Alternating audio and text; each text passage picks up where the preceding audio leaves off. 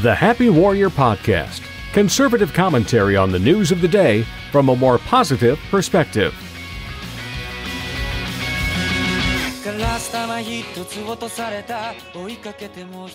Oh yeah, I love that theme song. Karma by the band Bump of Chicken. What a fantastic song. I can't say enough good things about it.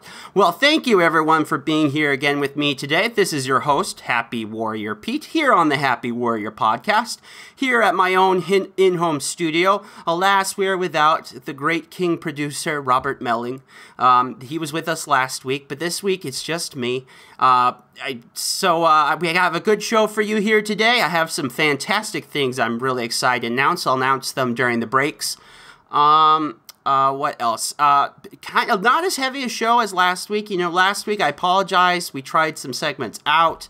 I wanted to see if I could do a harder segment, so I chose abortion and tried to cover that with Robert, but that was, I don't know, it just didn't work out. So I apologize for the messiness, but I mean, this podcast is always growing, always evolving, always changing. We're always trying different stuff out, trying something new, trying to improve it, make it a masterpiece.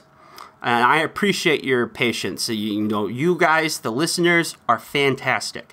Okay, so before we get the show on the road, just a quick blurb. Remember, you can always contact me at, my email is pete@happy-warrior.net, PETE@happy-warrior.net. Please, concerns, ideas, comments, you want to take a picture of me, you want an autograph, you want to donate your life savings, you want to make me the heir to your fortunes, whatever it is, let us know there. Also, we are on the socials. I got the Twitter, Happy Warrior P. So, go to the Twitter and you go to the @ sign and you do Happy Warrior P, and a Facebook, which is Happy Warrior Pete, facebook.com/Happy Warrior Pete. Those are the three best ways you can find me. I mean, I post to the Reddits now and then.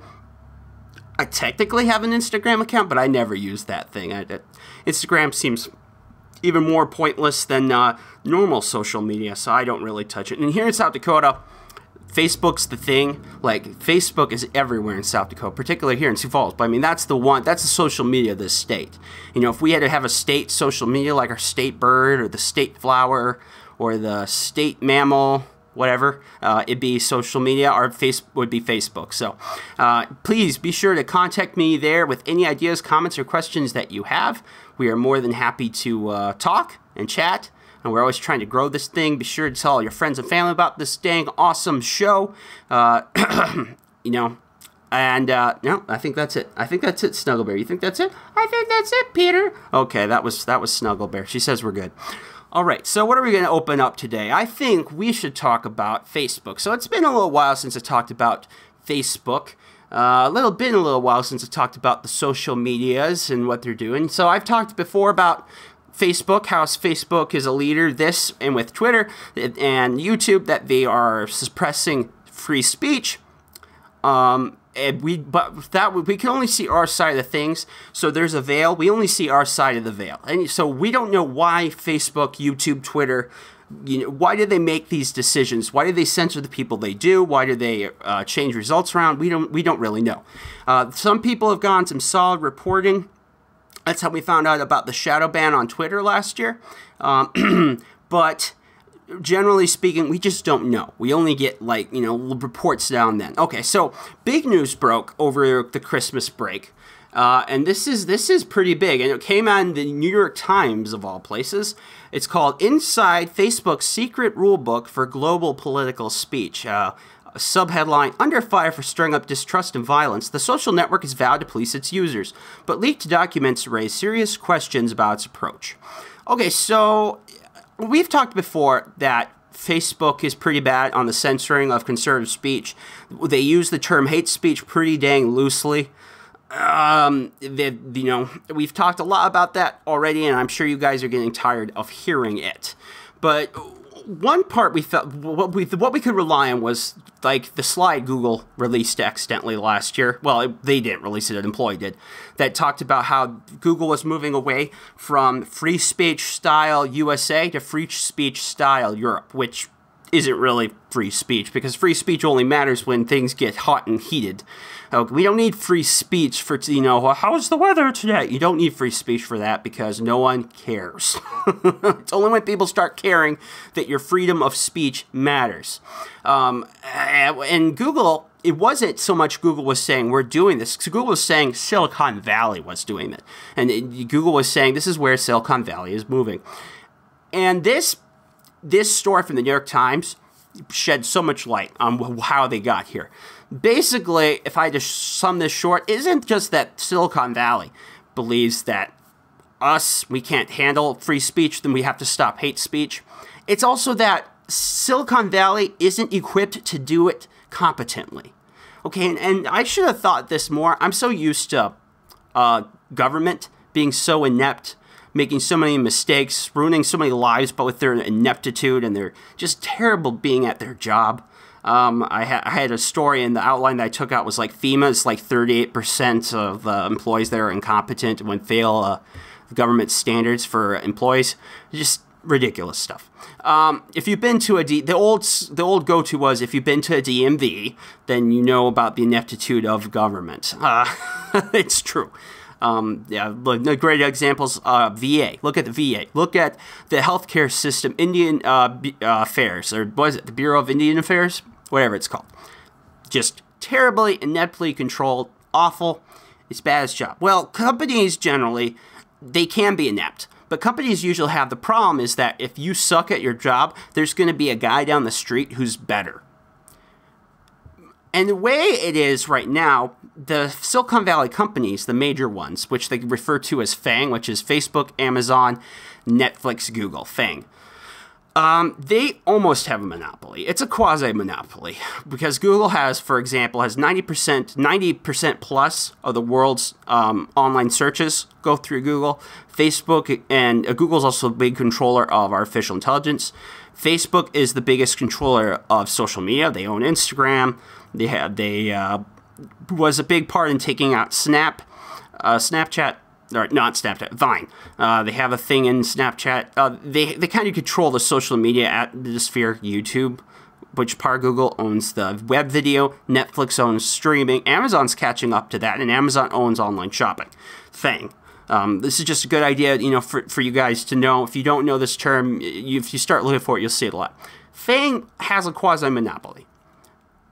And the problem with monopolies is that if there's no real competition, or the competition always gets buyed out, these companies don't always have that problem where the guy down the street kicks your butt. Okay, if there's no guy down the street, you can suck at your job all day. And that's what this is about. So it talks about, and this is ridiculous, this is embarrassing. If I'm Facebook, I would get on this right away because it's embarrassing. Okay, and so I'll just read from the article and then I'll explain some more. But he says, for Facebook, it's a business problem.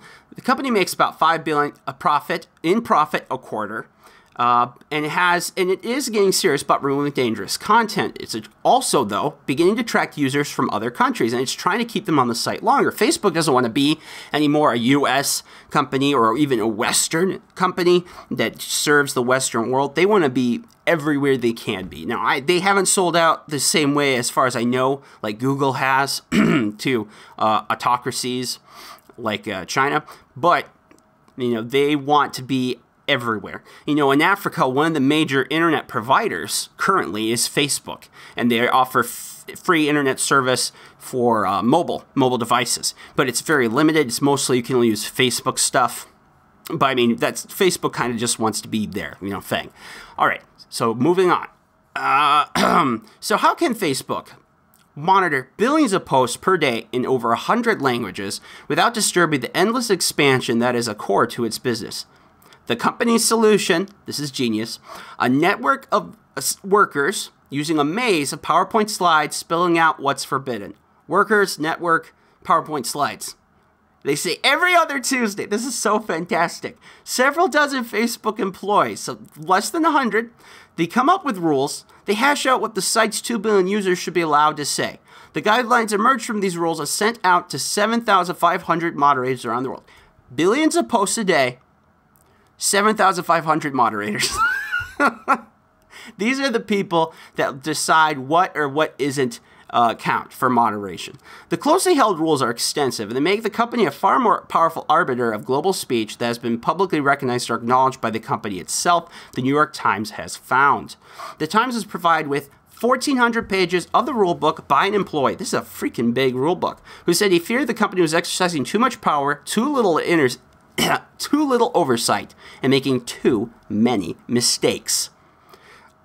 After examination of the files, it revealed numerous gaps, biases, and outright errors. Employees at Facebook grope for the right answers. They have allowed extremist language to flourish in some countries while censoring mainstream speech in others. So what does this mean? They say, well, in the U.S., Facebook, being an English company, they speak English. Being an American company, they speak English.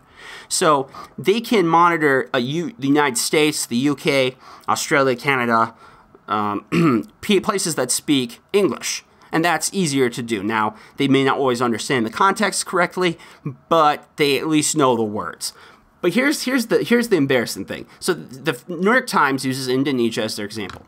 Moderators were once told, for example, to remove fundraising appeals for volcano victims in Indonesia because a co-sponsor of the drive was on Facebook's internal list of banned groups.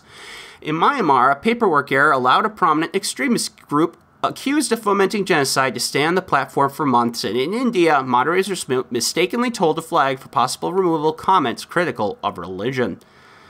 They say the people that set these guidelines, that group of less than 100 that set the guidelines for the 7,500 to use, they are mostly young engineers and lawyers. They get young engineers and lawyers to distill highly complex issues into simple yes or no rules. So imagine you get out of college, you're at Yale, you're at Harvard, you went to Cornell, you went to Brown, whatever.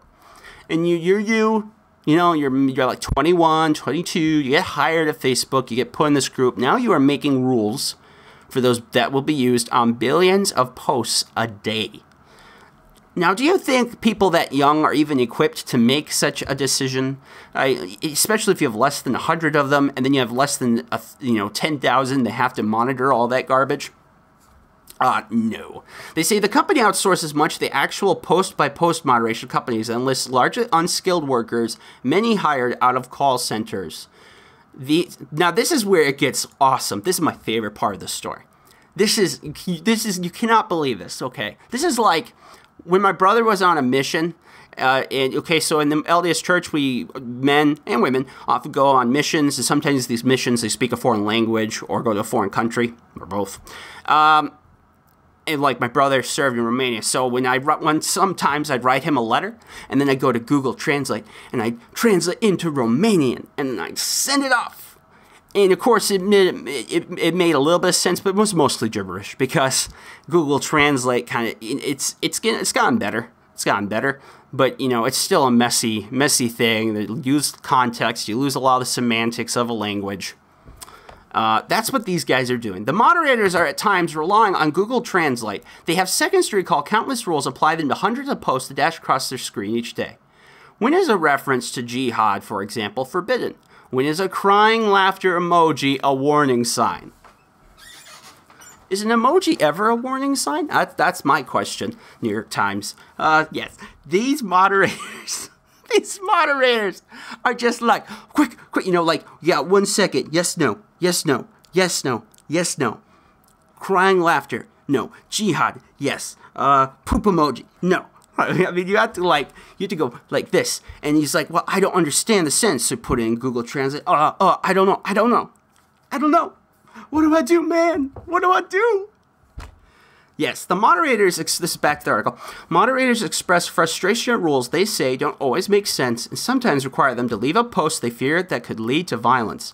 Quote, you feel like you killed someone by not acting, one said, speaking on the condition of anonymity because he had signed a non-disclosure agreement. Facebook executives say they are working diligently. Yeah. It's embarrassing.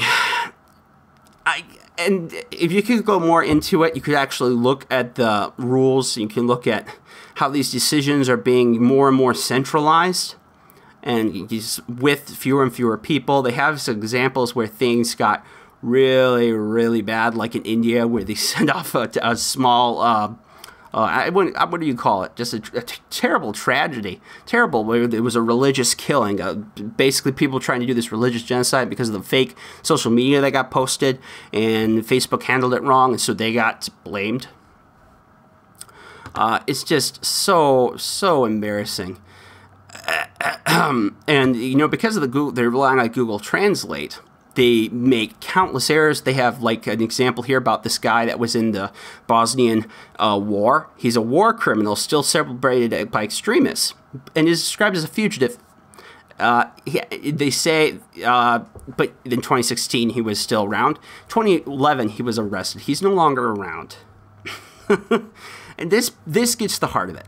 The slides are apparently written for English speakers relying on Google Translate, suggesting that Facebook remains short of moderators who speak local languages, who might understand local contexts crucial for identifying inflammatory speech. And Google Translate can be unreliable. Mr. Mladek is referred to in one slide as Rodney Young.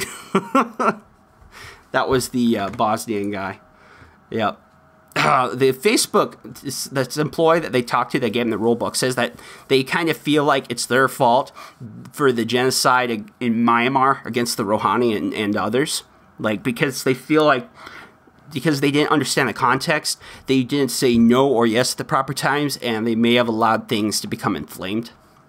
Very interesting. It is a very interesting article. It's medium long, but I mean, if you want to understand ineptitude and the dangers of one controlled power, this is it. I mean, companies, if they don't have real competition, that they can fall into the same incompetence that governments can. Just really, really crazy. I have some other articles that are pretty interesting about Facebook. One is about how Facebook is slowly being made to be the chief watch of suicide. So how many times have you heard a story of someone committed suicide, they left a message on Facebook? Or remember the stories of those shooters that before they go shooting, they leave a message on Facebook? Well, Facebook now feels, because of all this, they have to have suicide watch on Facebook. Proving that their ever incompetence in the world of free speech, has decided that they will lead an anti-suicide campaign and have a system in place that watches for people that may hurt themselves or hurt others. And even says in this article, it's unclear whether the company's approach is accurate, effective, or safe. I shouldn't laugh. It's sad. It really is sad. Look, Facebook's in an impossible position. I get it. It's impossible. They have to please so many people. They have to do this so well. It's just a pain in the butt. I wish I'm not there, so I don't know why they can't just hire, you know, if you're in Zimbabwe, you can get like a native Swahili speaker or something to monitor posts. I don't know. I really don't. It's very strange. We also don't know how old the rulebook is. It's asserted in the story that this is current, but so, like we saw with slides and other things in the past, leaks from Silicon Thing companies, that the data is old, and so they may have adjusted since then. So I would say all this with a grain of salt. That being said, I mean, this does not instill instill confidence in me with our Silicon Valley friends. Now, look, I love Facebook. Well, I don't love Facebook, but I rely on Facebook. Facebook is a huge part of my social media strategy to get people to listen to this podcast. Facebook is the way I can contact family and friends. When I ran for Sioux Falls School Board, Facebook was my leading strategy to get the word out. Now, we can see how effective that was, but I mean, that physically, with my physical health problems, that was the way I could handle it. What other thing? Well, the other thing I'd like to point out, I just don't want to talk tons and tons about it. And we could go in, I think I'll save this time with Robert. But they say at Facebook that there's even a cult-like status. Some more employees came out and were unhappy and says, Facebook's a cult, man. They want you to do this and that. And all the FANG companies have just the weirdest design decisions. Like Netflix sounds like heck. Working at Netflix, there's an article, I want to say Washington Post, it talks about, like, it's insane, like Netflix, if you're working at Netflix, they will require these these mandatory criticism meetings that you have to have once a day and a couple times a week, and you'll just be you and your little group, and you'll like shoot like the worst insults and negative comments at each other. And then not only that, but you'll do it as a company, as big company meetings. And on top of that, when you get fired, you have to march yourself to the front of the company and be put down, and then they kick you out. So these, I mean, FANG companies have just the weirdest ideas of employment. They really love trying these weird corporate models. Okay, so last thing on Silicon Valley for now. Patreon is bleeding away. Patreon may not be with us too much longer, or if it is, it'll be just a shadow of its former self. Patreon, and I did talk about this earlier in the year when I talked about that gentleman, Robert Spencer, who was an academician who had the unfortunate problem of being an expert on jihadism and the history of Islam. He got kicked off for nothing at all. They couldn't even point to something. Well, they kicked off, what is his name? Anyhow, Sargon of Akkad. Benjamin something or other. And they kicked him off because he had said the N-word on a YouTube channel that wasn't his own. Very obscure foreign, I think it was a foreign language one even. It was an obscure YouTube channel.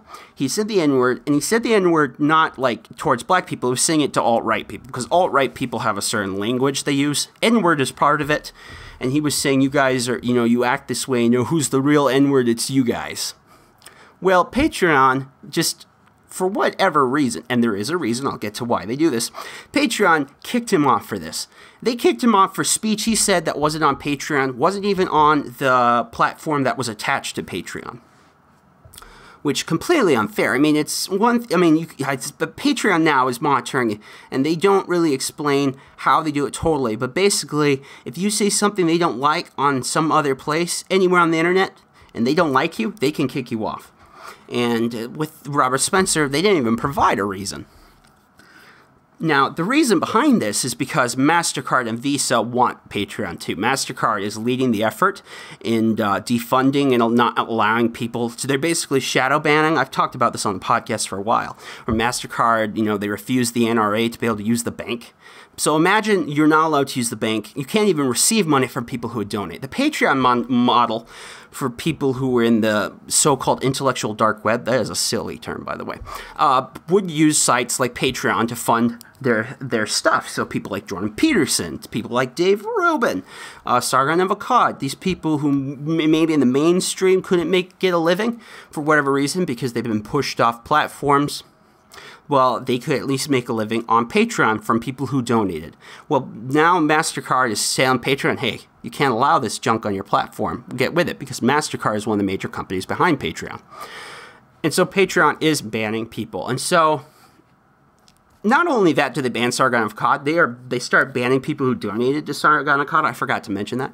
And so lots of comic creators, in fact, have been unable to get their money. And so people are leaving left and right from Patreon right now. And it's not even political people. Two people that I listen to on YouTube, Clownfish TV, which is just nerd, comics, geek shows, that's it, no politics. They got off Patreon because the people that normally donate, they can't donate to them because they may have donated to Sargon of Akkad or someone else that was banned. And they don't like putting their stream revenue in danger in the future because they're very reliant on it. Tim Pool, he's moving off of Patreon. The biggest names, Dave Rubin, Jordan Peterson, Sam Harris. These guys are in the top 5 people who get donated to on Patreon. They left. And Jordan Peterson, Dave Rubin initially said that they were going to come out with their own model, their own version of Patreon, their own kind of crowdfunding donation site. They couldn't, and I'll get to that in a second, but they just left. This is huge, guys. These guys are a huge moneymaker because Patreon this is how Patreon pays for itself. Besides being backed by big financial corporations like Visa and MasterCard, they also get 5% of all donations. I had this problem. I had people, did I use Patreon?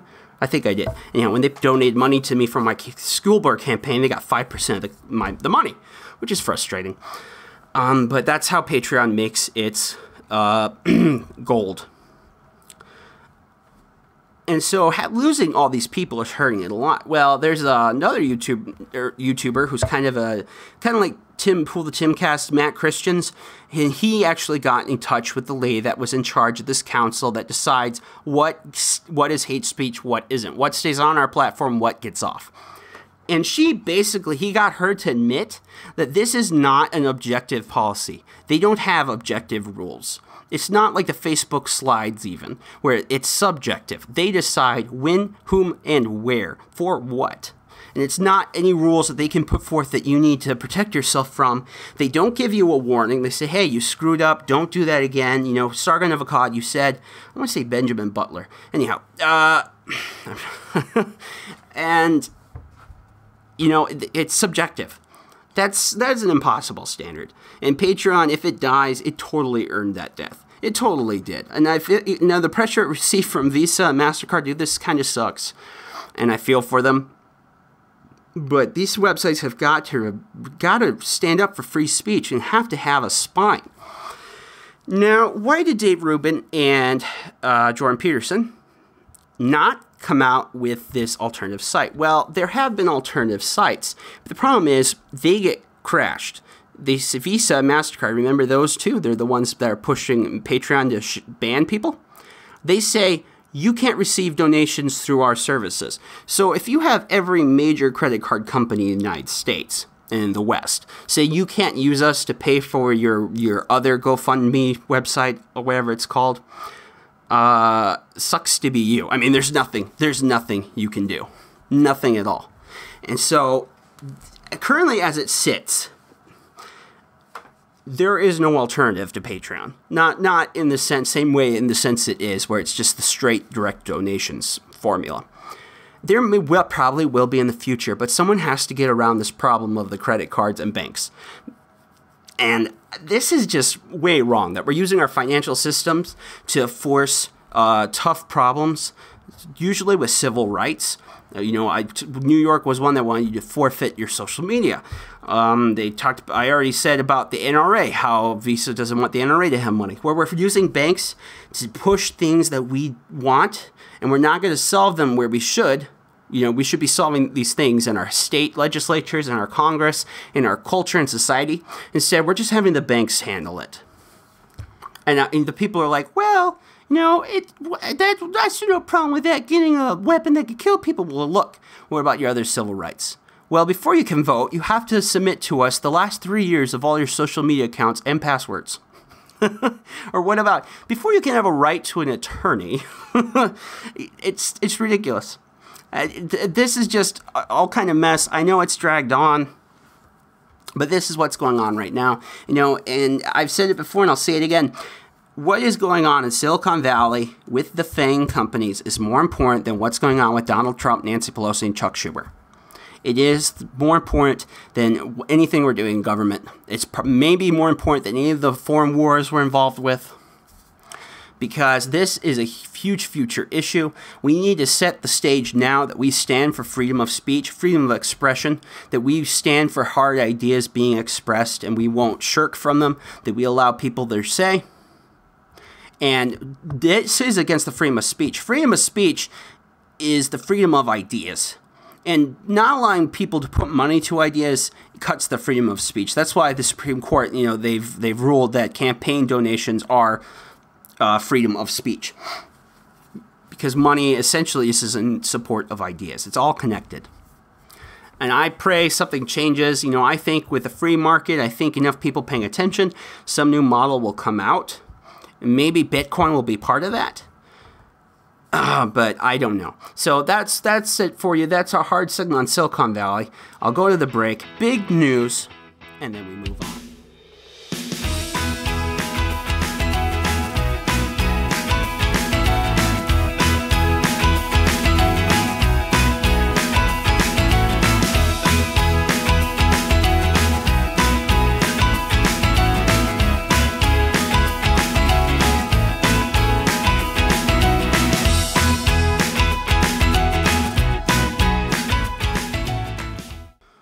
hey everybody, I hope you're enjoying this show so far today. Thank you so much for listening. Here's the big announcement time. So, over the Christmas break, the numbers came out for our podcast. Wasn't as high as I'd like it to be. It was a very emotionally tough thing for me because I put a lot of blood, sweat, and tears in this podcast, at least for what I can do because of my physical health, my condition. And Robert and I were both searching for inspiration, researching, trying to see how can we grow the podcast? How can we reach and meet new people, new audience? And we both separately came to the same decision. And here it is.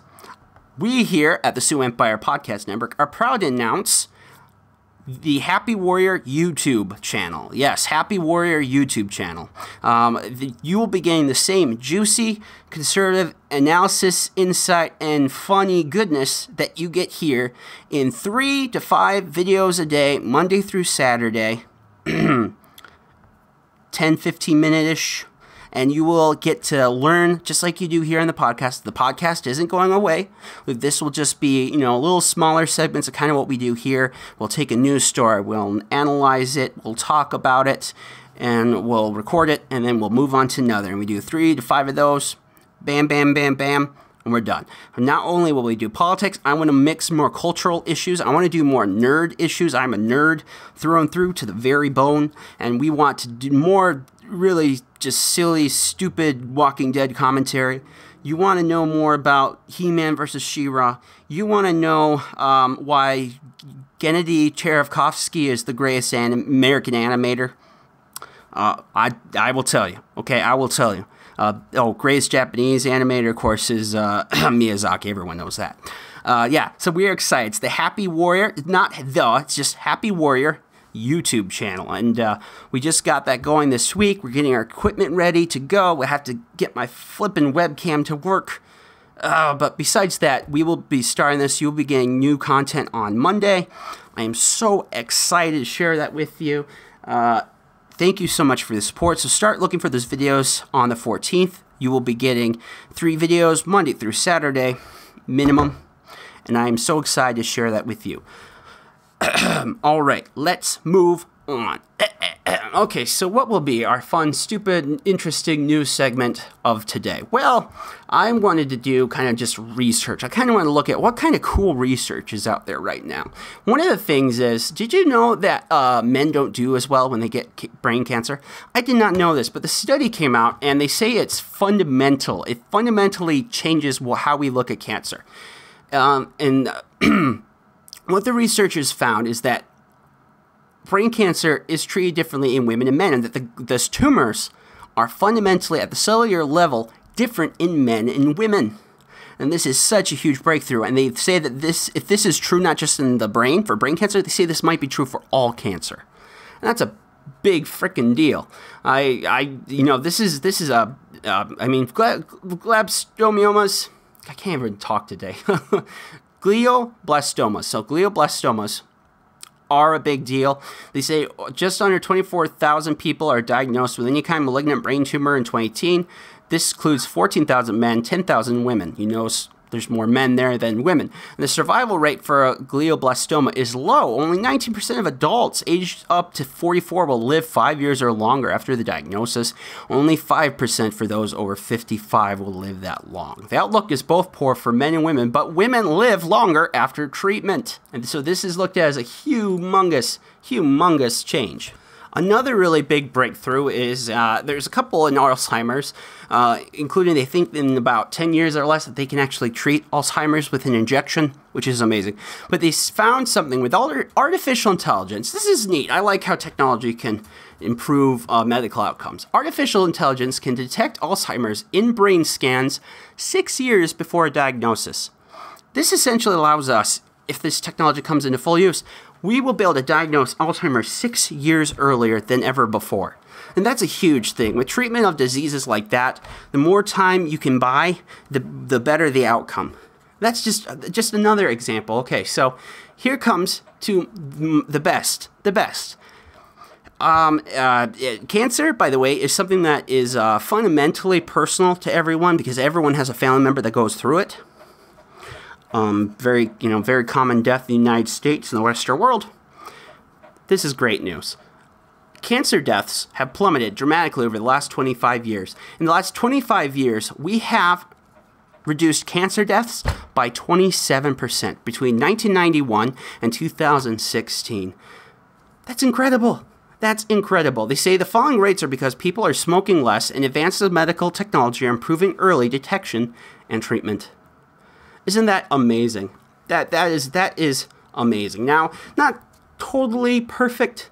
Like, for example, certain cancers are more commonly happening, such as liver, thyroid, and pancreatic cancer. I had a friend of the family just passed away over the last week. A really good man that I knew from church. And it was thyroid cancer that took him. But, I mean, so there is some downside to this. Of course, people have all talked about how we have higher suicide rates and drug overdoses right now. But there is good news. And that less cancer is good news. It's great news, in fact. All right, last of the slightly weird, silly, maybe interesting segment.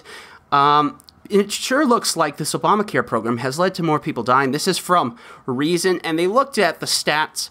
So Obamacare had this idea because they said one of the problems is, well, these old people under Medicare go into an establishment, they get help, maybe they have pneumonia, whatever, and then they leave, and then in a month or 2 months' time, they come back. So what Medicare wanted to do was force them to hold these people longer, and the hope was that they get better treatment, they wouldn't get sick again. But that isn't what happened. Instead, what happened was, and now I'm reading from the article, the study published in the Journal of American Medical Association and conducted by researchers with Harvard Medical School and Beth Israel Deaconess Medical looked at hospitalizations between 2005 and 2015. It found that 30-day post-discharge mortality, the number of people who died within a month of leaving the hospital, increased for heart failure patients after readmissions penalty program was implemented. Now, heart failure mortality was already on the rise, but it increased even more after the Medicare started penalizing readmissions. In addition, mortality rates among pneumonia patients, which had been stable, increased. Fewer people were being readmitted to the hospital, and more people were dying. And there's another study last year came out, which basically found very similar results. And it seems that, yes, that one of these programs that they had hoped that Obamacare would make so much better. You know, if we just, from the very top, tell those hospitals how to do their jobs properly, that things will get better. Yeah, it's easy to tell how that went, huh? Which is sad. Sad. And it's one of these things. Unintended consequences we don't think enough about. And so this is what I want to do the next hard segment on it. I was thinking about, there's so many problems in this world that come about of trying to fix something, trying to decide something, trying to force things by fiat, trying to force things from, the top, be it an authority figure, be it an organization, a group, whatever. And so often when they make these decisions, it just screws everything up. And so, if you remember, great example of this, the Cash for Clunkers program the Obama administration pushed. What the Cash for Clunkers administration did is a great example. John Stossel had a report on this, and I don't want to take too much away from it, but you can look this up on YouTube. And he looked at the Cash for Clunkers, and what it found was that the people who are using Cash for Clunkers were people who are going to buy a new car. And what happened was, Cash for Clunkers, you destroy the car, you get a little subsidy, and then you use that to buy a new car. But the used car market, the people who are poor, who are lower middle class, that rely on used cars, like myself and my family, we've always owned used cars, that screwed us over big time. And it raised the price of used cars by a substantial amount and made it impossible for us to get a new one. And in fact, in our own home life, it was only till last year that we had changed the car we'd had since like 2003. So that was an unintended side effect, an unintended consequence of the Cash for Clunkers program. And you can see unintended consequences throughout the Obama administration in particular, but in every government situation where they decide what the normal person should be doing. And they try something, and often it backfires and causes something worse. So that's what this hard segment is about. So we'll go through a couple stories. You will laugh with me, and you will joke, and then we'll realize actually it is funny, but for the people that have to live with this, It's terrible. So first one, little funny. Half of people who think they have a food allergy do not. This is a study that said that half of people who think they have a food allergy, they just don't. And this comes out of the unintended consequence, and this is in Coddling the American Mind by Jonathan Haidt and Greg Lukianoff. I 100% recommend you read it, especially if you have kids. And he talks about the peanut allergy. See, when I was a little kid, in the 90s, is when this idea we had to worry about peanut allergies, because there are certain kids that have peanut allergies. So we're going to ban all peanut products, all nut products from our schools, our daycares, wherever there are children present. But guess what happened? After they did that, they saw actually kids who ended up with peanut allergies on the rise. They had more kids coming out that had a peanut allergy. Now, my younger brother, John, does have a peanut allergy. And he has always felt deathly against peanuts for particular reasons that he can explain. It's not really my place to say. But, this is just something that he understands. What happened, though, is because we banned peanuts, that kids weren't being exposed to them early on. Kids not being exposed to them early on meant that their immune systems, when they eventually did have a peanut later in life, in teenagehood, tweenhood, later on, that their bodies thought it was bad. So their white blood cells go after it, and they have a histamine reaction. That's how allergies work. The rough of it. I don't have a medical degree. And it was an unintended consequence. Well, this is part of that. This is one of those unintended consequences. Well, we've been so worried about flipping allergies. We had these people that are so worried about gluten allergies. Remember, this was big a couple of years ago. That people, just a ridiculous amount of people think they have allergies. In fact, they think in the United States as many as 26 million adults think they have allergies. And this is saying that if that is 26, they think that actually the real amount of people that might have allergies is 13. That half the people that really do have allergies don't. And it's a fascinating study. And it's such a great example of unintended consequences, because they wanted to save kids. Like why they put in the regulation was because they were trying to save children, okay, trying to save lives. The intent is good, but what's that old phrase? The road to hell is paved with good intentions. Well, there you go, unintended consequences. Next one, and this is hilarious. So, people want to save the elephants, right? We want to save the elephants. Poachers hunt elephants for their ivory because ivory, besides being kind of neat and shiny and looks good on a piano, is used in Chinese and some other places medicine, folk medicine. It's used in folk medicine. And so we even have these reserves where they take elephants and they'll just take off the tusks, and so they won't grow full tusks, and they do this to protect the elephants so it won't be hunted and killed by poachers. Well, guess what? Unintended consequence. What do you think the unintended consequence of this? Now, this one will throw you. And Robert, if you're listening, I want you to try to pause, try to guess for yourself what the unintended consequence of this is. Okay, 3, 2, 1. Unintended consequences. All the woolly mammoths are being destroyed. Yes, in Russia and in Siberia, because the poachers can't get to the elephants for the ivory, people are going where they can find it, which is woolly mammoths preserved in Siberian permafrost. That's right. Woolly mammoths that are amazing. You find a woolly mammoth in Siberia, it's amazing. It's a whole project. It's really, really cool. There's a story I was told about when I was a kid that some people even cut off a bit of meat and ate some, and they said it was disgusting. But the dogs liked it. Well, I mean, because it was like thousands of year old meat. I mean, think about the freeze burn on that. Yeah, so these poachers, people who would otherwise, be breaking the rules elsewhere, decides to go into these areas. They find a mammoth and they break in. They take the ivory. As one collector is describing it to the AFP, that's the person that does this, that there is now being what they are calling a mammoth rush. A mammoth rush. It's so sad. It is so sad. Woolly mammoths, Ice Age. What a terrible movie series. Yeah. That's unintended consequence. We try to stop the ivory somehow, and they come in and they do this. Now, what you guys are going to say, well, Peter, what then would you do to fix the ivory situation?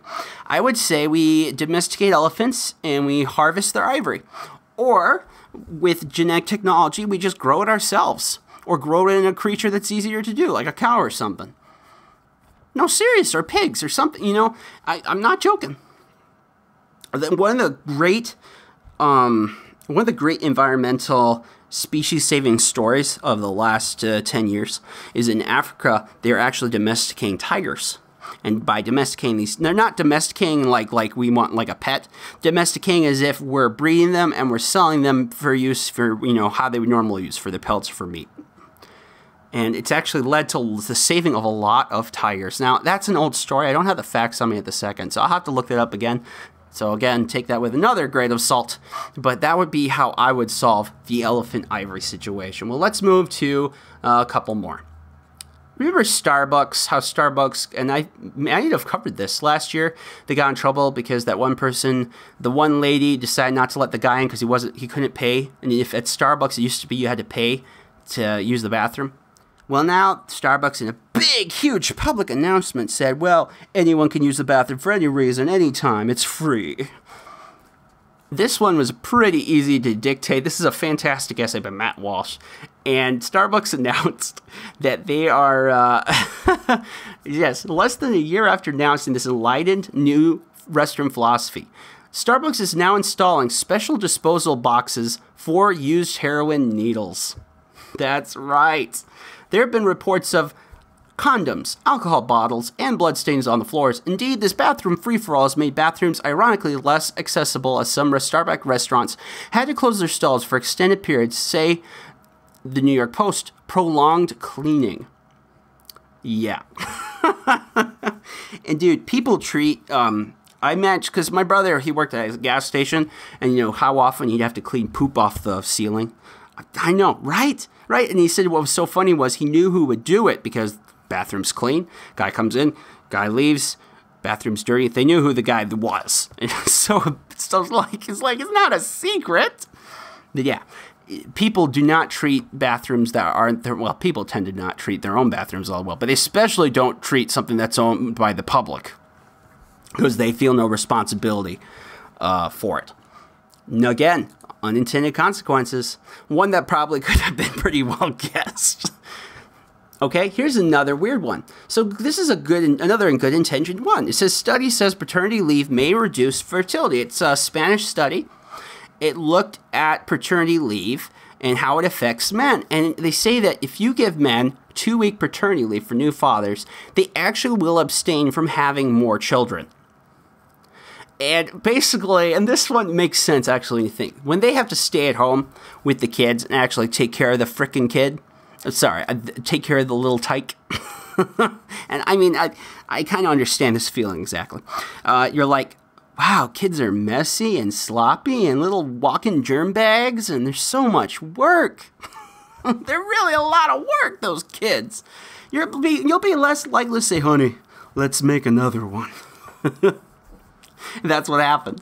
And it's fantastic because we're all taught right now to believe that paternity leave is awesome. Not just maternity leave, but paternity leave. And people are saying we should have paid paternity leave.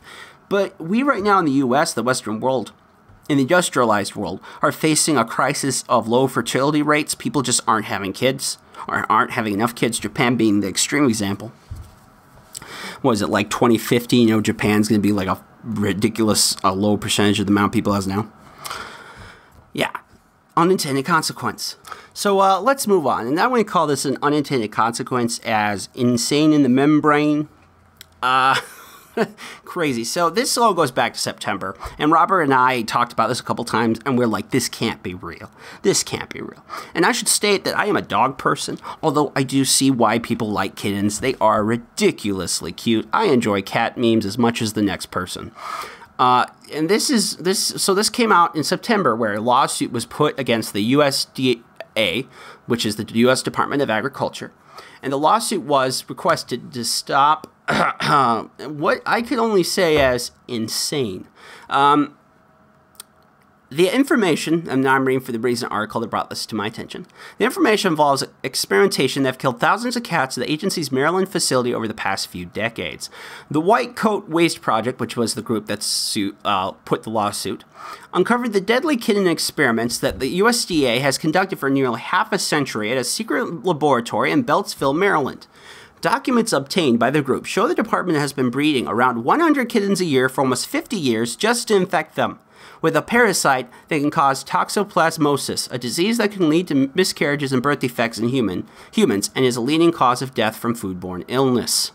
Yes, it's breeding these kittens so they get this disease.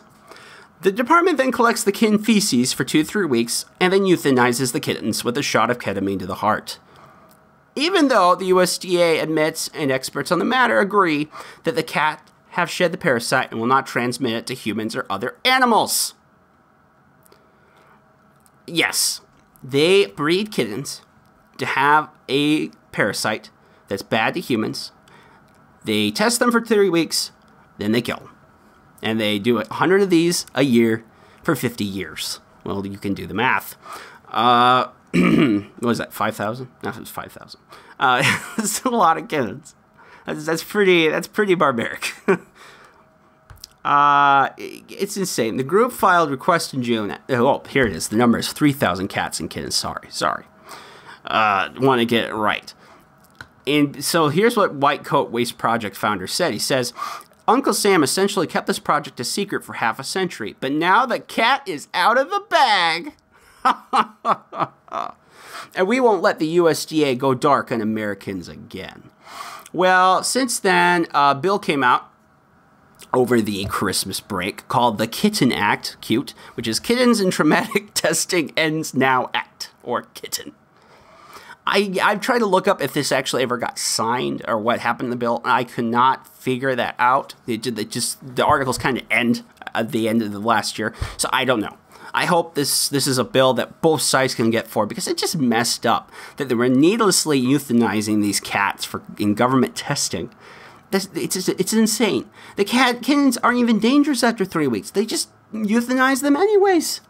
This is an unintended consequence where the government tried to solve a problem 50 years ago about toxoplasmosis. We need to figure out how to test it so we have a control. This is my understanding of it. They say, and in fact, the USDA says we need to continue the practice because, I love the Reason article, that's just following orders and then slashes out orders, best practices in animal research. The risk to adoptive families are too great to let these cats live. Our goal is to reduce the spread of toxoplasmosis. Laboratory cats, unfortunately, undermine that goal, causing severe infections. It's ridiculous. It's ridiculous. And the Reason article puts it perfectly. All things considered, this is a remarkable testament to a bureaucracy's habit of just continuing to do the same thing it's always done, regardless of how cruel or unnecessary it might be. I laugh, but this is really a dark humor kind of moment. But man, that just sucks. That just sucks all the way around. That's just sucky, suck.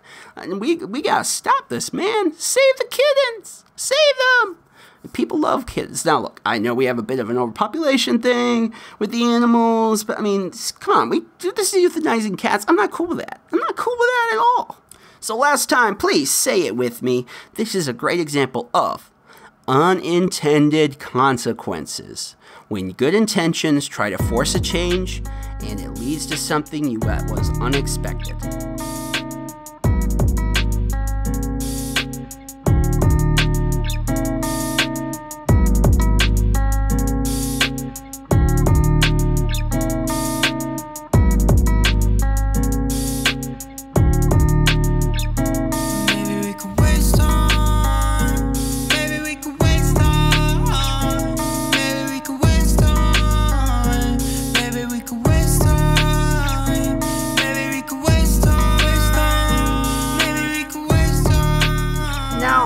To go back to a story that we covered back in October, because I think it's worth looking at again, because in 2019, there are certain news trends that I think we should be on the watch for. And this would be near the top of my list. In fact, I would put it at the top of my list, okay? So if what is important, one of the most important things we talked about was Silicon Valley. Well, the flip side of that is our great rival of our time. In the Cold War that we live in currently, the great rival is China. Now, Russia is a problem. Okay, Russia is a problem, but China is our biggest threat. And I mean threat. They're not just a rival, they are a threat. They're a threat to democracy. They're a threat to freedom of expression. They're a threat to to nations and peoples that want to remain free and have self-government. They are a threat. They are a threat. They want to overrun the Seven Seas. They want to take over Taiwan. They want to get messed up in everyone's business. They're exporting their censorship and government control, 1984 style, to nations across the world. They're a big problem. China is a big, messy problem. And I want to go back to China, and particularly China and Africa, because I have some stories that are going to blow your mind. No one else is talking about it. This article barely just floated on by. No one has a comment on it, and it's surprising to me that no one wants to say a thing. So what are we going to start? Well, I would go back to remember I read a story about a man, and he was experiencing great racism and prejudice in his home country. He lived in Kenya. His name is Richard Ochieng. But his new boss, a Chinese man his own age, started calling him a monkey. He said this happened when they were on a sales trip. And he says, your brothers, pointing to some primates with bananas. And it came that his boss said that he referred to all Kenyans as primates. He decided to record the rant and calling Kenyans monkey people, and it went viral. China is continuing to grow and grow and take over more and more of Africa. China, so we had a problem with Belgium and the Congo. What Belgium did to the Congo is messed up. I'm not saying colonization in every certain circumstance is evil. Colonialism isn't necessarily evil. It's a tool, it's a thing. I mean, America wouldn't be here without it. Some places do end up better off, Hong Kong being a great example, but often they don't. And the colonialism with the Africa is a great example. What happened to the Congo being probably the best example where colonialism can cause awful, awful, terrible things. China wants to be a colonial power. China wants to be an international empire. They want to be a global empire. And what they've been doing is they've been taking over Africa piece by piece by piece. And they do it in a very cute way. In fact, here's how it's put. It's called the China-African Debt Trap. This is from Taiwan News. This is from December 27th. Beijing prepares to seize Kenya's port of Mombasa.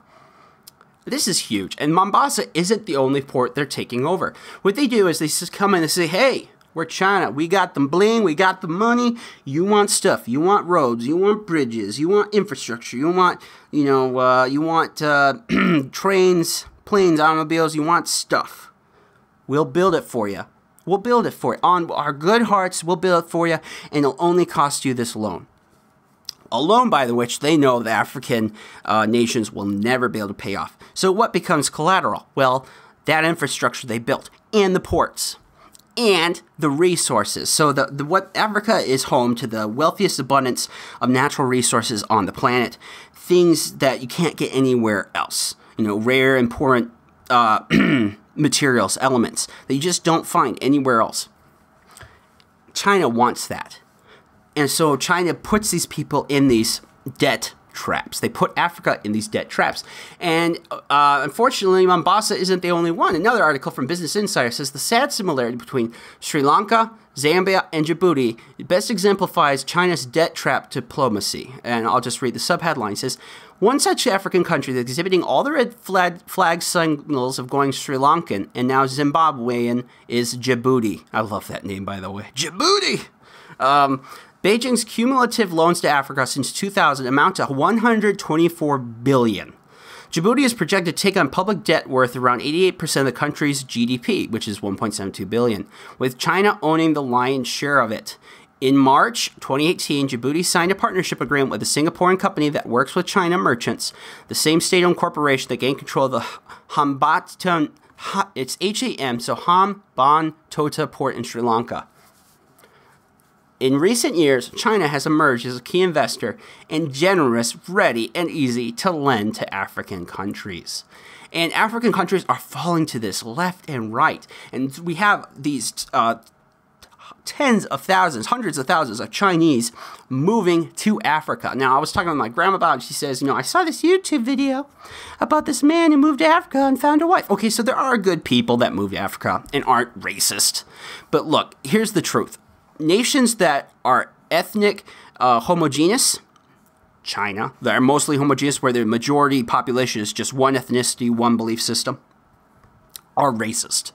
Because they're not America, we are ethnic heterogeneous, which means we have loads of different cultures, beliefs, races, and we have to confront that every day. And so we actually care about racism and we fight back. I mean, one of the big things we have right now is people are still worried about, how racist we still are, and we've got rid of slavery. We have the thing with Martin Luther King. I mean, we continually try to do better. We care. The reason why the attacks on the left, on the right about prejudice work somewhat is because Americans are big-hearted. We do care about it. Not so in China.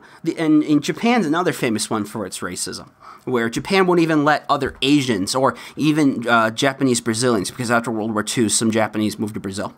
They won't let them hardly come back. Now, they just passed a law in Japan that allows some to immigrate back because they're so in need of desperate workers. And I should talk about Shinzo Abe. He's an amazing leader, president of Japan. Amazing, amazing man. But not today. The point is, it's an African debt trap that they're putting these people in. The U.S. military is getting concerned. This is something that Security Advisor John Bolton is worried about. It is a concerning trap. I think it's something we need to be, because if we aren't there to help China, if we aren't there to help Africa to stand on its own 2 feet, to make fair deals with Africa, to help them develop their resources, to allow our private companies in to make deals, allow these nations to stand on their own 2 feet, China will. China will take advantage of them. China won't give a crap when it abuses them and takes over its stuff. This is a repeat of what the European nations did to Africa in the 18th and 19th centuries. It's just a repeat of it. And that, if you people on the left, hear me out. If you have a problem with how we did colonialism in Africa, not the United States, but the European powers, then this should concern you, and you should be telling our leaders to handle it, to confront it, to deal with it. Because this is really important. What else do I want to talk about? Well, besides the debt trap, China also wants to be the leader in internet. Now, you know how well China treats its own people in the internet. Well, I have 2 articles. One came out today, and it's incredible. So let's do this one first. The one that came out today came from MIT Technology Review, and it's an awesome essay. It's called "When Chinese Hackers Declared War on the Rest of Us." So China plays 1984 in their home country on their citizens, and they block everything. They want people to spy on. They do spy on their people, and they have the social media credit system. But that isn't enough. You see, sometimes free nations like to provide some output. So like the New York Times has a Chinese version of its website, and it used to make even Chinese specialist articles on it. Well, China did not like that. Or like when we have Radio Free Europe and we send radio signals, or like radio signals into Cuba, Radio Free Cuba, I think it's called, whatever. And we try to let these people in these authoritarian regimes have a little bit of semblance of sanity and freedom. China's not okay with this. And they talk about GitHub, who provides code and web hosting. And GitHub helped this one thing that China didn't like. And so China set this humongous DDoS attack, one of the biggest in world history, and they did it because people who are using Baidu, which is the Chinese version of Google, essentially. It's not Google, it's a different company owned by China. And they put in this code where people, if you were a Chinese user, you would send a DDoS attack at GitHub. And it was this huge thing. And I'll just read a little bit from here. He says, we are currently experiencing, this is back in 2015, by the way, we are currently experiencing the largest DDoS attack in GitHub's history, senior developer Jesse Newland wrote in a blog post 24 hours after the attack had begun. Over the next 5 days, engineers spent 120 hours combined combating the attack. GitHub went down 9 times. It was like a hydra. Every time the team thought they had a handle on it, the attack adapted and redoubled its efforts. GitHub wouldn't comment on record, but a team member who spoke to me anonymously said it was very obvious this was something we had never seen before.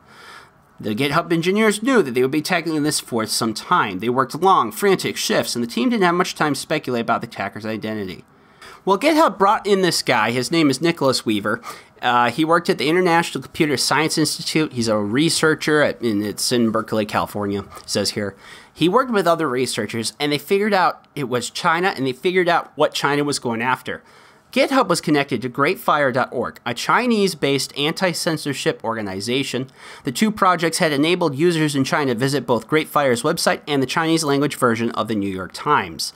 Both are normally inaccessible to users in China, but GreatFire, dubbed a foreign anti-Chinese organization by the Cyberspace Administration of China, had long been a target of DDoS and hacking attacks, which is why it moved some of its services to GitHub where they're nominally out of harm's way.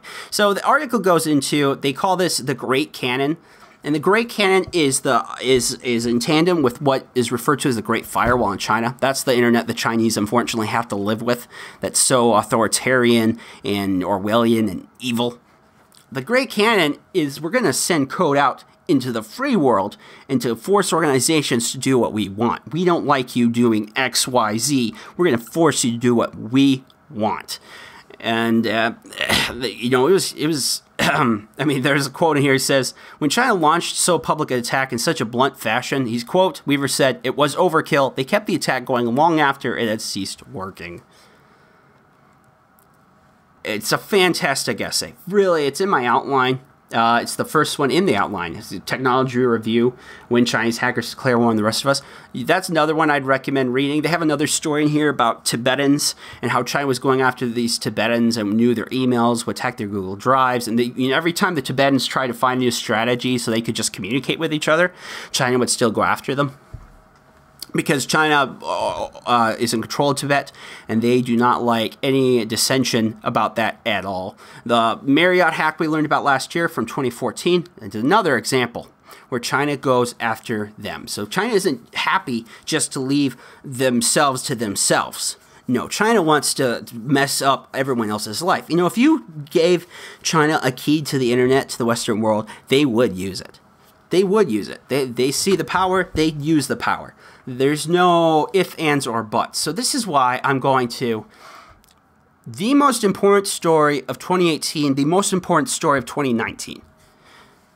I'm not exaggerating. This is probably the most important news story, and no one is talking about it. This is from Quartz. China got on the bandwagon to provide global satellite internet. This came out on Christmas Eve. He says, over the weekend, China launched a satellite into low Earth orbit. It is the first step of a plan to provide global satellite internet to people who still don't have reliable access. Nearly 3.8 billion people are unconnected to the internet, including women, and rural poor are particularly affected. The CASIC, which is China Aerospace Science and Technology Corporation, plans to launch all their satellites, and they have a lot of them, 156, by 2022. To form a constellation that will improve internet access in remote parts of China and in developing countries. Now, China has proven, dramatically proven, that China is an enemy to man's freedom. China has proven that if America is the great light, the great city on the hill, China is the great evil in the darkness in the earth. Okay? In so many ways, China is more similar to Nazi Germany and early Soviet Union than it is to us. Okay? They are closer to totalitarianism and evil. And they're probably the biggest nation on earth that is close to evil. And this really is a moral argument. What do you think this is going to happen if we allow China to give internet to the 3.8 billion people who don't have it right now? Okay, and American companies have been trying to fix this for a while. They've had different plans. Facebook and Google had this plan to shoot out little balloons and stuff, and it never came anywhere, at least as far as I know.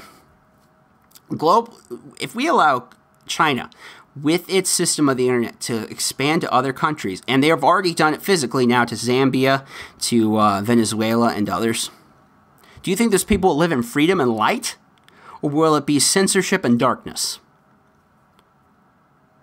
If China is willing to use their powers to exploit, to steal secrets, steal intelligence, to ruin people's lives all across the globe, like we know with Huawei, where there was basically intelligence front for China, what do you think they're going to do when they have internet control of 3.8 billion people outside of their country? This is dangerous stuff, guys. Now, these people should get the internet, the 3.8 billion. I want them to have it, but I want them to have it to access education, enlightenment, and freedom, and free trade, and controversial ideas. I want them to get the internet like you and I get the internet, in its beautiful globe of information and light. One of the greatest advances and gifts to mankind is the internet. That's not what China is going to be offering. Or if they do, it's going to come with huge strings attached. You already see what they do to the Africans when they provide their benevolent infrastructure. What do you think they're going to do to the 3.8 billion people? How many trade secrets, if you're an African country and you're a person that comes up with a great idea and you're using this internet, do you think you'll have control of that for long? Now look, I know this sounds a tad conspiratorial, but you just have to look at the principles that China is exercising, look at what China wants to do, and put two and two together. And we are not talking about that. This is the sad thing. When America has its head up its butt, and we're so worried about our own stupid little problems, we miss the big picture stuff. And we miss what we should be doing right now. We should be working with groups like SpaceX. SpaceX is an alternative plan that's kind of similar. They want to put 12,000 satellites into operation. We need to be pushing that. We need to be that opposition. I've talked before about how there's going to be two models of AI in the future. And it's either going to be man's freedom in the Western world, and there's some people that kind of want to go like, Brave New World on that. That's another argument for another day. But that's still a heck of a lot better than China in 1984. And we have got to get in this fight. This is the new space race. This is the new race for the atomic weapon. This is huge. I know this is a big picture. This is a big, big picture. And this seems so much bigger than what we can have. And I don't know how this little time podcast is going to help protect man's freedom and enlightenment. I don't know. This is what I'm going to talk about with you right now.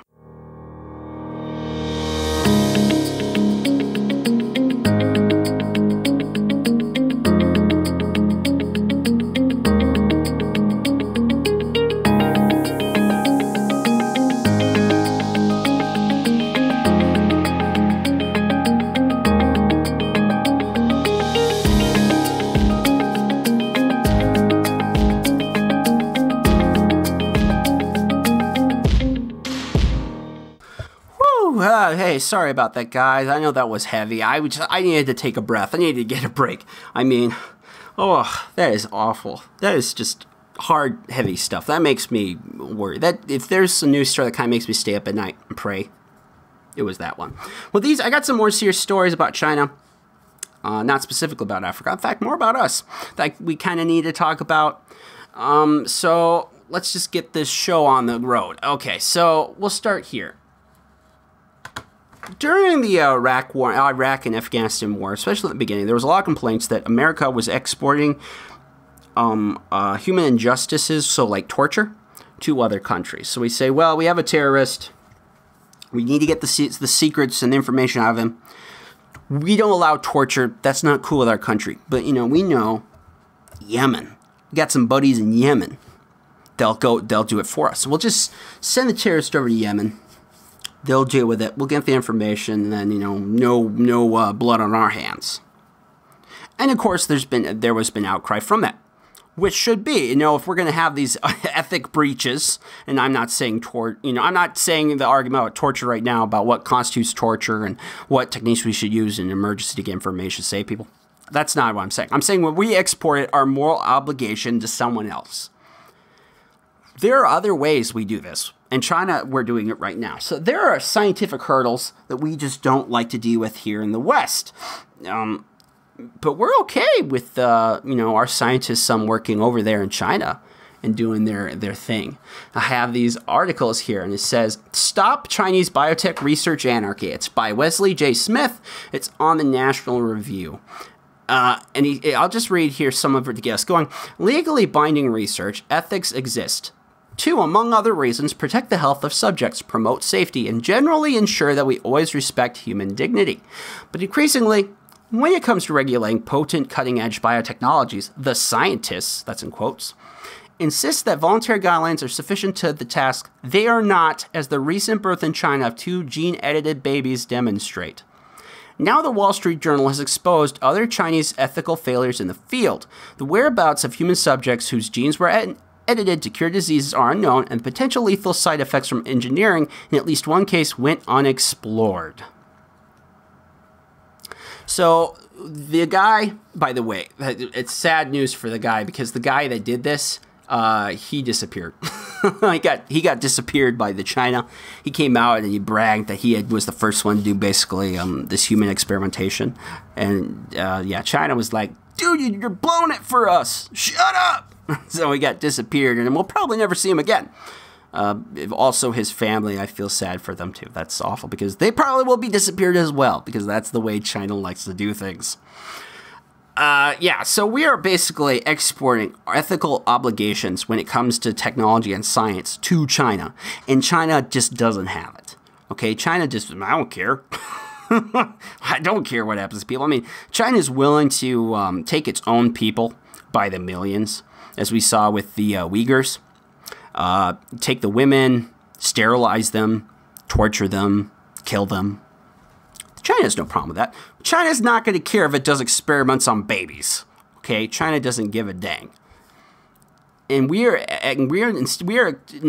are U.S. scientists that are ethicists that do care and do have a problem with that. And in this article from National Review, he talks about this guy that says, yeah, this is a big problem. We don't know the side effects of a lot of these technologies. China's just going ahead and allowing the experiments anyways.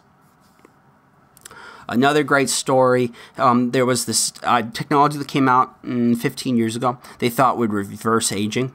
And now the guy that invented it said this wasn't ready for prime time yet, because we don't know the negative effects. Well, China went ahead with it. They experimented on their people. Turns out it increases rates of cancer. Oops. Okay, China is willing to not do the due diligence and just to skip corners and just do its own thing. And we in science, we in the U.S. and the Western world have got to push back against this. Look, I love science, I love technology. And I'm not talking about regulation, I'm talking about morality. I'm talking about what is our own respect for these technologies. We need to make sure what we're doing, and we need to make sure before we end or mess with people, mess with our environment, whatever, that we kind of understand what will happen so we can prevent these unintended consequences, and because it's just morally the right thing to do. But as the economists point out, can China become a scientific superpower? Recently, China landed on the dark side of the moon. Why did they do this? One, it's kind of a cool thing you can show off. Look at our space program. Two, there's experiments that you can do on the dark side of the moon you can't do anywhere else in the world, because the moon always faces us. The dark side of the moon we never see it. And because the moon, where it is, how big it is, what it's made of, it blocks signals. So while we have all these signals all the time jumping around here from our devices, our Wi-Fi, our radios, etc., dark side of the moon doesn't have that. And so China is going up there, and it can now do whatever the heck it wants. Now, I'm not saying that's nefarious. Okay, it's just that they are moving ahead on this, and it's a pretty big deal. It is a big deal. Now, as for humankind, is it impressive? Yeah, I guess we can say that. The same way that the 1969 lunar landing was, in a way, a big, one small step for blah, blah, blah, one big step for mankind. In that way, yes, it is. But I'm not sure we want China to be leading things. Now, China in space, one of the reasons so many people want to go back in space right now is because we can weaponize space. and this will become a battlefield of the future. Not just like starships and Star Wars, like pew pew pew pew pew pew pew, but like what we can do from space to hit the Earth. Okay, that kind of thing. Should we have China rely on it for our super science? Should we rely on it for technology? I don't think so. I don't have an answer to this one. This is that, while I had a problem with the last one, I said we need to stand for freedom and be the alternative model. I don't have an answer for this one. This is more pointing out a problem than it is something that's good. In general, I have to have bad news. When it comes, if we got in a military fight with China, there's a very good chance we would lose. Even the Pentagon came out last week and said, military logistics system not ready for war with China or Russia. They said the supply system is decayed and needs rapid upgrading. And this isn't just it. The Air Force came out last year to talk about how our line of jets, we have some jets that are 30 plus years old, and we're using these models still. Our Navy has the same problem because of President Obama, some of President Bush, but especially President Obama. Cut our Navy down to size, decimated it. We're not ready for this kind of stuff. We're not ready for a hot war. I just want to point all this out because China is a big issue. We, as a culture, need to go back and have that Cold War mentality where we need to recognize the threat that China is and the threat that Russia can be and have a stand against it. I know that's kind of a big kind of controversial big picture idea, but really, I mean, things could get ugly and it would be bad. Now, we are tied to each other economically. So if China gets hurt, we get hurt, it affects each other. So I don't know if a hot war is likely. But China is saying now that they want to take over Taiwan. They've had generals, remember, that wanted to say they wanted to do X, Y, and Z to take over Taiwan and have a military strike. If our boats go near Taiwan, they say that we're in Chinese territorial waters. It's easy to see where somehow something could go wrong one day and we actually do end up in a war. If we did, there is a good chance we would lose. Scary stuff. I don't have an answer. Again, I wish I did. This is stuff you, the listener, need to be aware of. We're talking about the SJWs, and we're talking about Trump did this, Trump tweeted that. We have this border wall stuff. Border wall, important. But on the scale of important next to the stuff with China, the stuff with the internet and free trade, and maybe even the stuff with technology, much bigger, much more important than our own inner squabbles. All right, well, we'll go for another break, and then I'll end with some fun stuff, and then I will have to bid all of you adieu.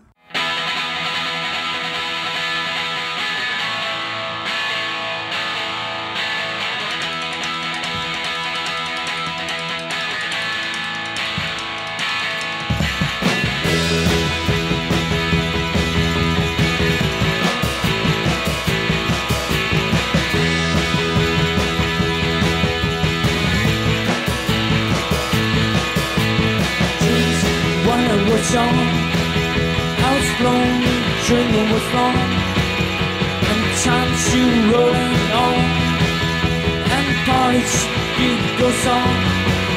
Don't tell me what you want, don't tell me what you need, don't tell me what you want, don't tell me what you need.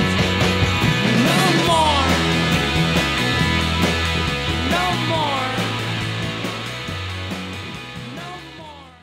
All right, guys, enough with the hard stuff. Let's go and do something fun. We need it. Let's end on a good note. So I have some fantastic, very funny news stories that I think all of you will enjoy a heck of a lot. Let's start with this sexy, sexy bit of news. I love it. Fantastic headline, by the way. I love this headline. Whoever wrote it, high five. Having solved all other problems, California will now ban paper receipts.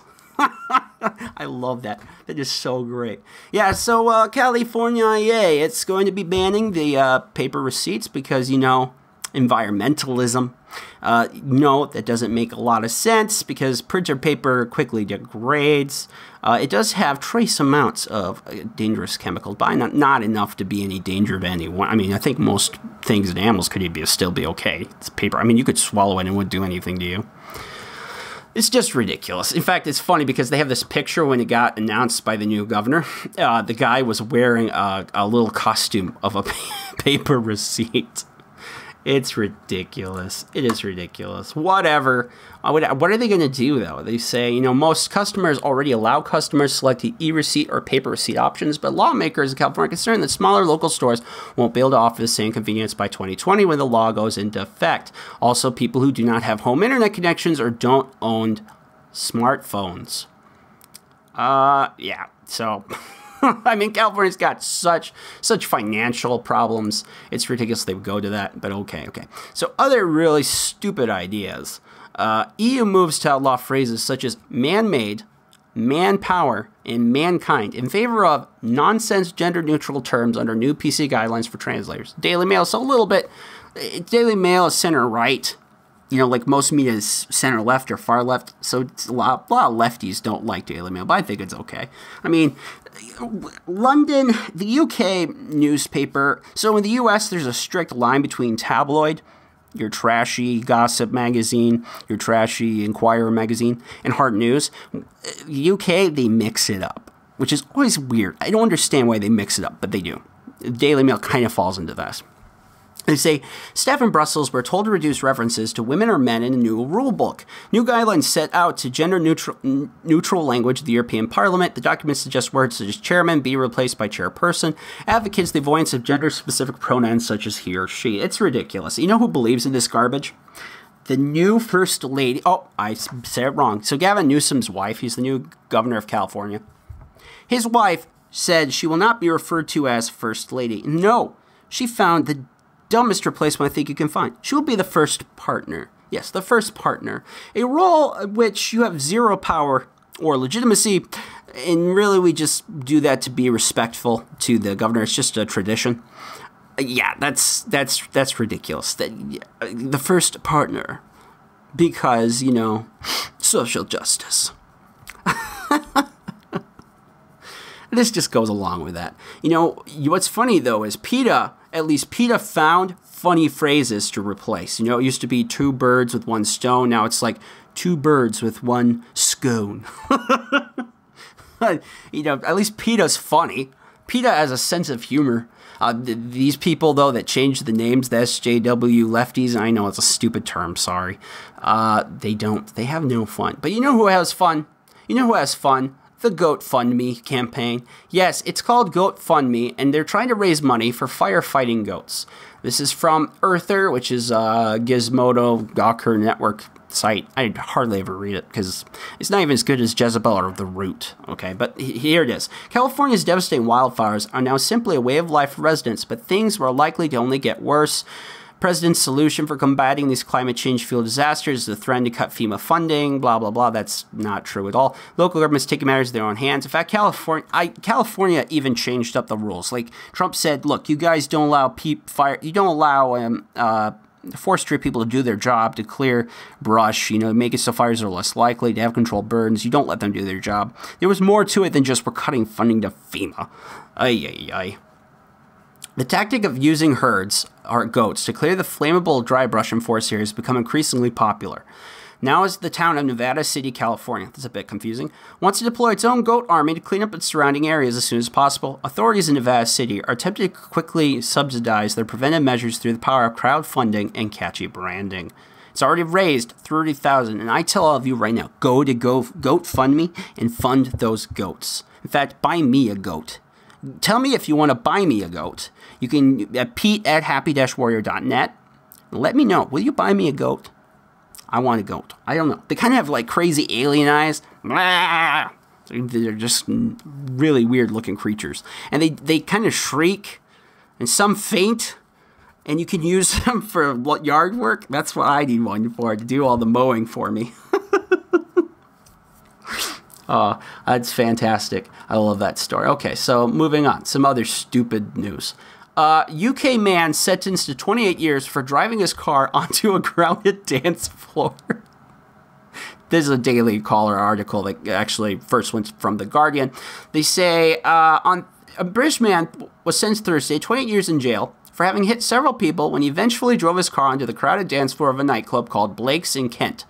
UK last March. By the time he was thrown out by a Blake's by its bouncers for excessive drunkenness, on March 17th, 21-year-old Mohammed Abdul was reportedly under the influence of at least 15 glasses of vodka, tequila shots, and more than 5 to 10 spliffs of cannabis. Is it called spliffs?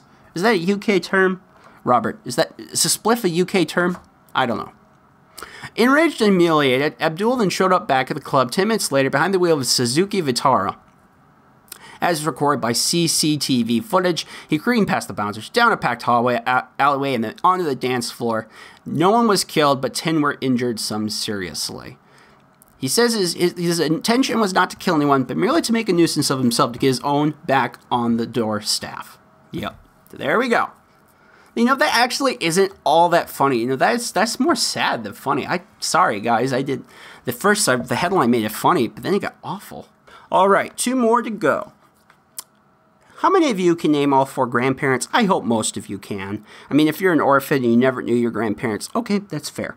But for the majority of you, I hope you know your 4 grandparents. My 2 living grandparents have been a tremendous positive influence in my life, and I love them to pieces. And I also love my paternal grandparents, who I didn't really know all that well. Well, here's a sad study. Did you know that 1/3 of Americans can't even name all 4 grandparents? Survey says. Yes, and this I found this through Study Finds. It says 1 in 5 can't even name one of their great-grandparents. Scary, scary stuff. So, there you go. I don't have anything more to say on that except I fear for the nation greatly. Okay, so there's been a lot of hubbub about the Captain Marvel movie that's coming out. My brother John and I had an argument about this. He thinks Captain Marvel is a boring character. He just doesn't care. I actually like the character of Captain Marvel from Marvel The Avengers cartoon, which is really good, by the way. The one that was good before Disney bought Marvel. Captain Marvel's in that, and she's great. Captain Marvel, when treated as a female, military background, nice superhero, it's fine. But Captain Marvel, very rarely in the comics, has been treated well. And is a very SJW character. You know, it's funny, they draw her as a man, they go without the lips. It's very political. And I don't want to get too political about politics. I'm not like, oh, the SJWs. No, I'm not like that. But I'm saying the comic is. It's very strongly political. They've tried to be pushing it for years now as the mothership of Marvel, the mainstay. You know, it used to be Spider-Man. Well, they wanted to push Captain Marvel. Well, Captain Marvel is coming in. There's going to be a Captain Marvel movie. It looks like, from the trailers, everything we know, that the Marvel Universe is about to be Captain Marveled. It may be that the fix to the Thanos problem is Captain Marvel. That she may be stronger than Captain Marvel. And one of the actors was on it, said that she has time travel powers. That Robert Downey Jr., Chris Evans are leaving. That's Iron Man and Captain America. Captain America being my favorite superhero. They're leaving. Captain Marvel's coming in. It looks like Captain Marvel they're going to try to make Captain Marvel the new superhero. Not only that, they're retconning Captain Marvel to being the first superhero, besides Captain America, but to be the real first Avenger.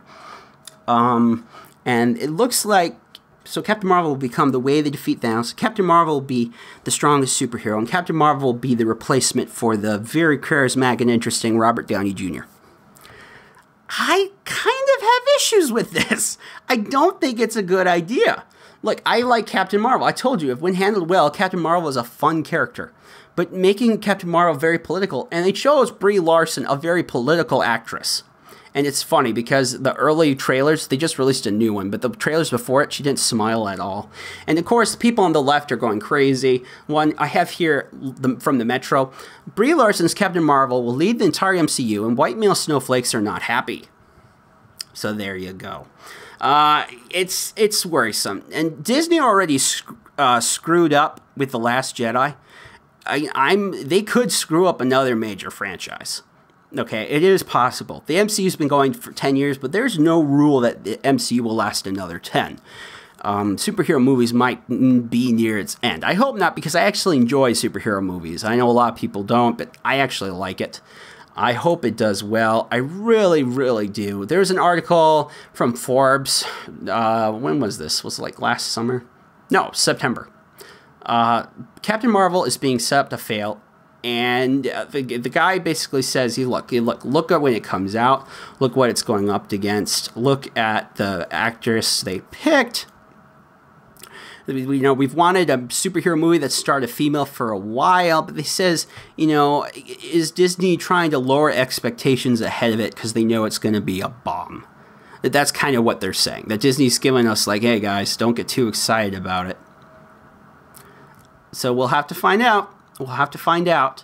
Kevin Feige even came out the other day, made this really dumb tweet that was so bad he even deleted his Twitter account. It was like, well, now we'll have to make Captain Marvel amusement parks and Captain Marvel cruise ships and Captain Marvel land.